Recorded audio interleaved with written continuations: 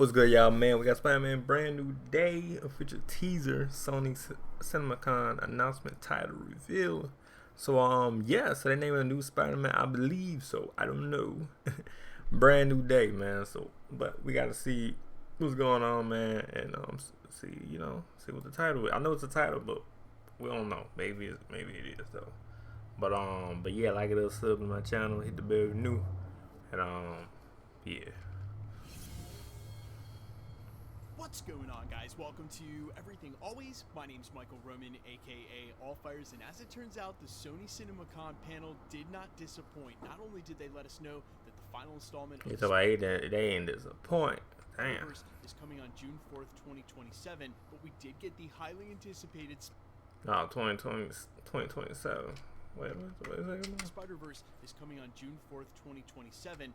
Oh, okay. We did get the highly anticipated Spider-Man 4 official update. They revealed the title. Destin Daniel Cretton, the director, spoke on stage. We're going to break it all down. The title reveal, what it means for the upcoming Spider-Man 4. But first, if you could grab the subscribe button, guys, we've been growing at a breakneck pace. Thank you to everyone who subscribed in the last couple of months. And if you haven't already, I just kindly invite you to do so. It's the #1 thing you can do to support us as content creators. Plus, it'll enter you for the giveaways. We'll get into that stuff at the end of the video.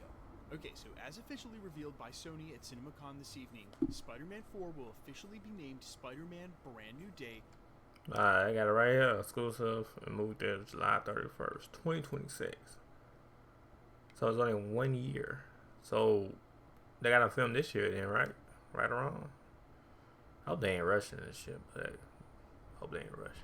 Exclusively in movie theaters July 31st, 2026. Its official billing also has it starring Tom Holland, Zendaya, and Sadie Sink. So all those rumors about Zendaya possibly not being in this so is she coming back, Zendaya? While Sadie Sink may be cast as a new love interest from Tom Holland, we know somehow, in some way, even though the spell has it so they don't remember each other, Zendaya will be in this movie. Now, obviously, because they haven't started rolling film on this, there was no teaser or footage to show, and they did have the director, again, Destin Daniel Cretton, out on stage. That's the guy who directed Shang-Chi. He's helming this movie.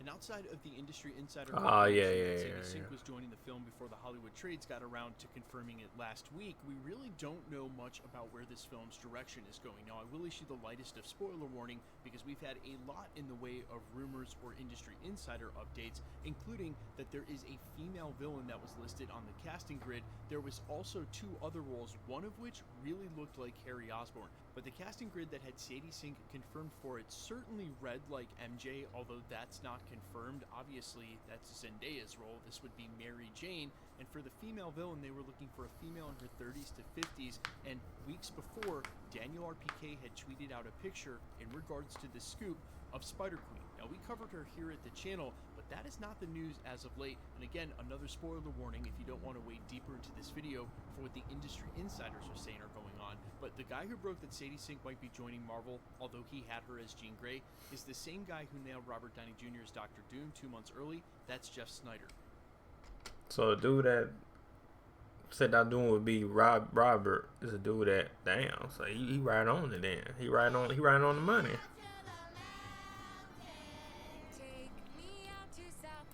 You're right on the money, man. He recently indicated that real likely the villain in Spider-Man 4 is actually Spider-Man's very first villain, the Chameleon, although they wouldn't call him that because he was already in Kraven. Now, I find that really hard to believe, also because we sort of know that there is a contractual thing about Sony using villains and them not being able to show up in Marvel and vice versa. So I sort of find that hard to believe, but also you could see where that would actually be a great way to work in a lot of villains and a lot of different characters, as obviously he would take on all of those identities, and it would pay homage again to one of the original Rogues Gallery Spider-Man villains, one that's never been done. Now, this obviously hasn't been confirmed. This is coming from Jeff Snyder. Yeah, they definitely have hit on the head very often here recently, and this is what he's saying is going to be the villain of the film. But that wasn't all.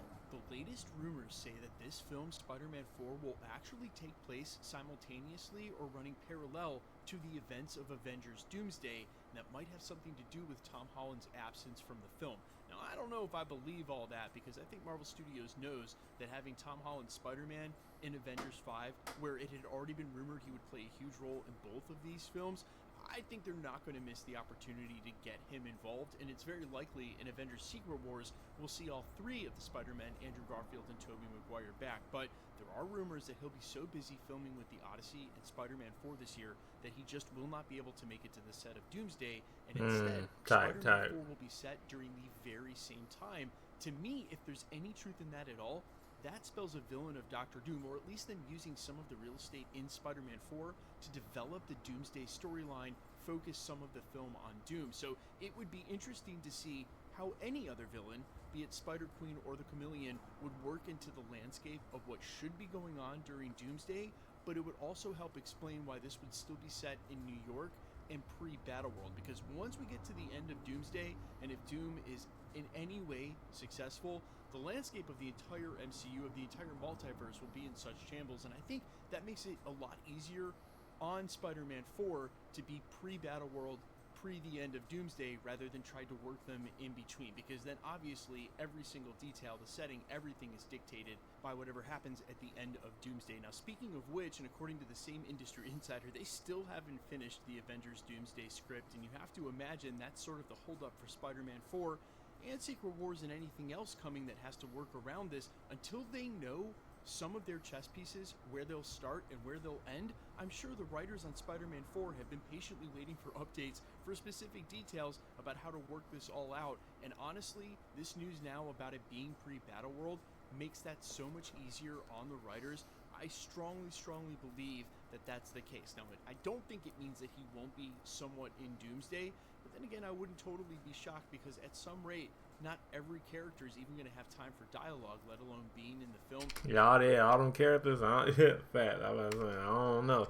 There are a lot of other characters. Too many characters. Find it so hard. I mean, they can do it, but one of the biggest everybody ain't gonna have their own spotlight. Still, we saw the first round of announcements. It looked pretty clearly like they're setting up an X-Men versus Avengers. Maybe there's no room for Spider-Man in the midst of all that. Now, what I will say is that even though they've broken the trend of using home in the title, and it's Brand New Day now, which, by the way, I'm pretty sure that's been a fan logo floating around on the internet for a while, they went back to the original color scheme of yellow, red, and blue from the original Homecoming logo. So there is a bit of sort of circular, if you want to call it, imagery there. Still, I'm really glad they broke that title down, and the place that they left Peter Parker in the end of Spider-Man No Way Home definitely made it feel like this is exactly the type of feel and vibe that we would get going into this film. Now that we find out most likely it's pre-Battleworld and maybe even the first Spider-Man villain and Chameleon, it's really feeling like old school Spidey all over again. And if they throw in a Mary Jane and then a couple of Osborns, man, we'll be right there. You guys let me know all your thoughts though down below. Are you liking all this? Do you like the title? What are you thinking about the film and the fact that Zendaya is in it? What does that mean for Sadie Sink playing Mary Jane or a different quote-unquote love interest? I'm all ears as always. Quickly, let's get into the giveaway stuff before I let you go. All right, we are still giving away PlayStation. Nah, I voted the title of Brand New Day. I fuck with it. It's cool. It's cool, man. But hey, let me know what y'all think about the title, man. Let me know comment below what you think about the news, man, and what's going on. And yeah, let me know comment below, man. But like it or sub the bell. And yeah, peace.